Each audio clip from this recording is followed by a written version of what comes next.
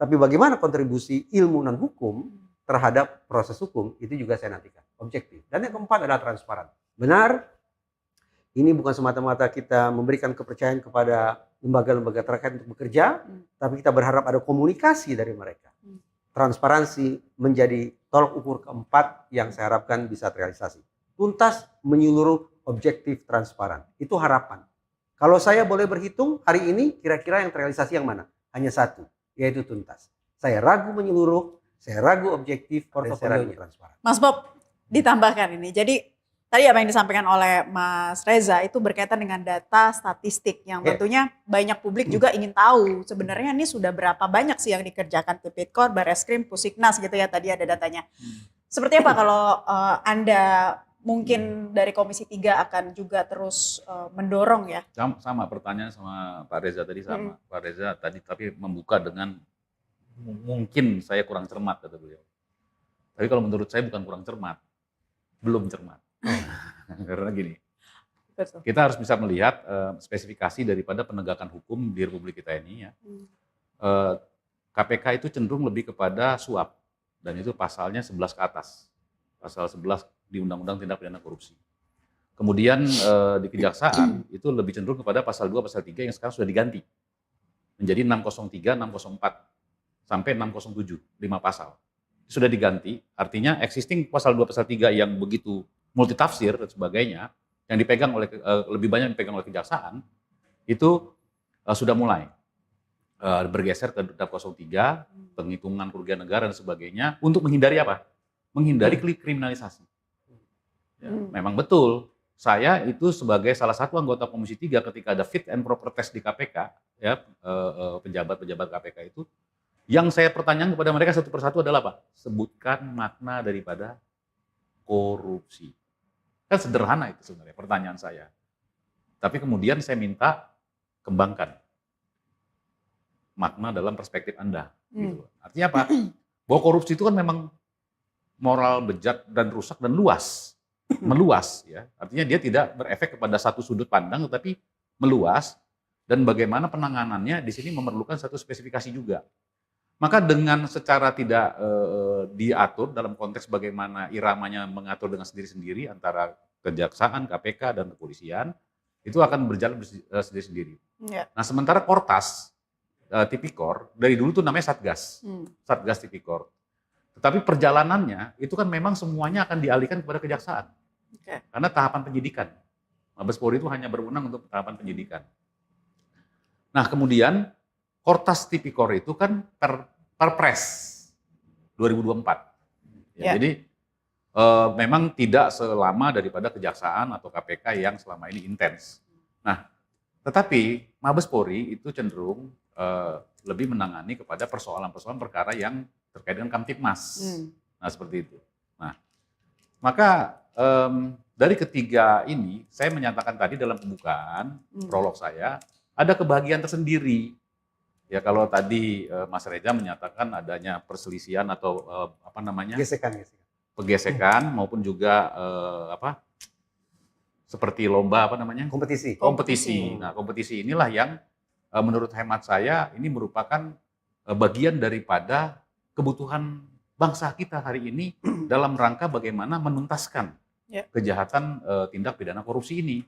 Sebenarnya korupsi ini kalau kita belajar daripada tentang mentality, ini memang akan kita lihat, kalau kita bisa melihat subur sekali nih. Terus kemudian bagaimana melakukan pemberantasan dan sebagainya? Perlu ketegasan dari seorang pemimpin. Nah, hari ini Presiden Prabowo Subianto sudah menerapkan penegasan seperti itu, maka oleh karenanya semakin banyak ya penindakan dibandingkan pada pemerintahan yang sebelumnya. Gitu loh. Dan sekali lagi, banyak pun pendekatan kuantitatif harus disertai dengan pendekatan kualitatif. Penyelesaian perkara-perkara itu harus betul-betul menerapkan sistem skema due process of law. Jadi jangan sampai justru melawan hukum yang pada akhirnya nanti celah-celahnya seperti tersangka FA sekarang ini. Ya kan? Nah, bisa terjadi seperti ini kan celah-celah, sehingga apa? Seseorang bisa saja dihukum, bisa saja tidak dihukum atau lepas daripada jeratan hukum. Karena apa? Karena peluang-peluang itu, pola-pola penegakannya jelas-jelas sudah memiliki itikat yang jauh daripada asas proporsional profesional kita, Oke. yaitu bagaimana mencapai meminimalisir daripada tindak pidana korupsi seperti itu. Oke. Sedikit tambahan juga apa yang disampaikan oleh Mas Reza tadi bahwa benturan antar lembaga memang sangat wajar Ya. terjadi. Yang penting semuanya bisa menunjukkan rapornya Betul. masing-masing. Betul. Kompetisi yang positif untuk mengungkap kasus-kasus korupsi Iya. itu justru baik yang diharapkan oleh publik. Yang penting celahnya jangan bisa dimanfaatkan oleh lembaga Betul. penegak hukum sendiri. Iya. Catatan dari kasus ini yang menjerat FA seperti apa untuk kedepannya nantinya Komisi 3 akan terus mendorong pihak kepolisian? Ya, yang pertama, ini kan kita bicara FA-nya dulu sebagai mantan Jampitsus. Ya, dalam konteks ini kita akan meminta kepada pihak kejaksaan untuk ke depan tegakkanlah proses hukum yang adil dan bijaksana. Jadi kebijaksanaan ini agak sulit karena kebijaksanaan ini mengandung unsur keilmuan, mengandung unsur daripada pengetahuan yang lebih mendalam terkait dengan unsur hukum dalam rangka menegakkan hukum. Ya itu jadi jangan sampai ketika ada penguasaan dari pihak lain, pihak luar daripada tentang penegakan hukum ini yaitu politik, adanya like and dislike ini bisa mengakibatkan penegakan hukum yang amburadul gitu. Jadi jangan lupa bahwa pembangunan nasional, pembangunan Republik Indonesia ini sangat ditentukan oleh pembangunan hukum. Nah, siapa yang membangun hukum ini adalah lembaga penegak hukum sebagai legal structure. Nah, legal structure ini harus betul-betul memahami betul substansi daripada apa yang menjadi bekal para aparat-aparat penegak hukum ini, ya terutama di kejaksaan hari ini, ya kan? Ya. Transparansi dan akuntabilitas. Ya. Oke. Contohnya tim 9. Ya. Setiap tahapan, setiap proses harus menyampaikan kepada publik, ya kira-kira seperti apa. Ya dibentuklah jubir satu. Ya. Ya, Oke. mendorong untuk dibentuk jubir satu, untuk menyampaikan sudah sampai di mana. Karena mengingat ya bahwa ini juga terkait dengan lembaga marwah daripada institusi Kejaksaan Agung. Karena seharusnya seorang FA kemarin itu sebagai orang yang selalu membanggakan gedung bundar tidak seperti ini, atau Jampitsus sebagai Jampitsus, beliau harus menyatakan bahwa sekalipun dia menyatakan bahwa ini adalah kriminalisasi atau ini adalah tidak benar, saya tidak merasa melakukan seperti itu, tapi dia harus menjunjung tinggi tentang institusi. Ya kan? Karena institusi ini harus junjung tinggi. Itu sebenarnya yang kita harapkan sebenarnya dari spill dari seorang FA.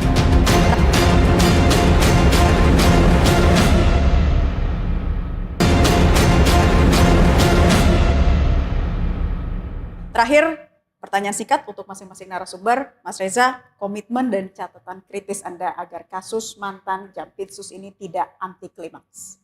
Saya menentukan 4 tolak ukur baku mutu terkait pengungkapan kasus Tipikor. Tuntas, menyeluruh, objektif, transparan. Tuntas menurut saya tuntas. Penandanya akan ada ketok palu hakim nantinya. Tapi apakah menyeluruh? Tanda tanya. Misalnya, ada 3 kasus korupsi besar, grand corruption, yaitu Krakatau Steel, Batubara, dan Asabri. Mungkinkah nanti yang duduk di kursi terdakwa hanya 2? Berarti menyeluruhkah itu? Tanda tanya. Yang ketiga, objektif. Objektif itu bermakna bahwa bagaimana proses penegakan hukum sesuai dengan peraturan perundang-undangan dan sesuai dengan kaidah keilmuan. Yang saya harapkan dalam pengungkapan kasus termasuk TPPU bukan hanya kehadiran ilmu hukum di situ. Karena toh itu terwakili oleh jaksa, oleh hakim, oleh advokat. Tapi bagaimana kontribusi ilmu non hukum terhadap proses hukum itu juga saya nantikan. Objektif. Dan yang keempat adalah transparan. Benar, ini bukan semata-mata kita memberikan kepercayaan kepada lembaga-lembaga terkait untuk bekerja, tapi kita berharap ada komunikasi dari mereka. Transparansi menjadi tolak ukur keempat yang saya harapkan bisa terrealisasi. Tuntas, menyeluruh, objektif, transparan. Itu harapan. Kalau saya boleh berhitung, hari ini kira-kira yang terrealisasi yang mana? Hanya satu, yaitu tuntas. Saya ragu menyeluruh, saya ragu objektif, dan saya ragu transparan. Ditambahkan, Mas Bob? Ya, saya hanya menambahkan saja, menyeluruh maksudnya Mas Reza tadi adalah tentunya tidak hanya berkutat pada 3 perkara tadi. Karena apa? Karena dapat diduga bahwa TPPU dalam konteks temuan kilogram emas dan uang yang begitu besar, yang sangat amazing sekali jumlahnya ya, dan sangat kecil kemungkinannya kalau hanya dari 3 perkara tersebut. Ya karena apa? Perkara ini kan tentang, Mas Reza menyatakan menang dan kalah. Bagaimana caranya menang?